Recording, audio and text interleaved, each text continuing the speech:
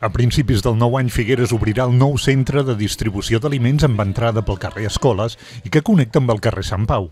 Disposarà d'uns 500 metres quadrats i doblarà la capacitat d'emmagatzematge de l'actual. Permetrà la centralització d'una àrea d'atenció a serveis socials, com he dit, d'uns 1.000 metres quadrats, per una part dividida entre el que és la distribució d'aliments, gestionada per Càritas, i que actualment es troba fragmentada en diversos punts de les ciutats, el principal al carrer Clerc i Nicolau, i el magatzem en una altra zona de la ciutat. Això permetrà la centralització tant de la distribució d'aliments com de l'emmagatzematge en un tant per cent, amb un magatzem amb una capacitat d'uns 110 palets, més o menys.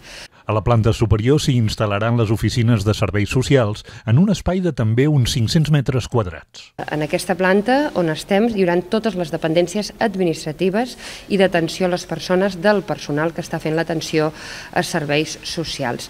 També resol un dèficit històric de l'Ajuntament. Aquesta àrea, aquest personal estava dividit en diverses dependències, els antics en els sindicats, al carrer Poeta Marquina i en els antics jutjats, i ara permetrem també una major qualitat en les condicions laborals del personal de l'Ajuntament i una funcionalitat molt més gran per als usuaris d'aquest servei.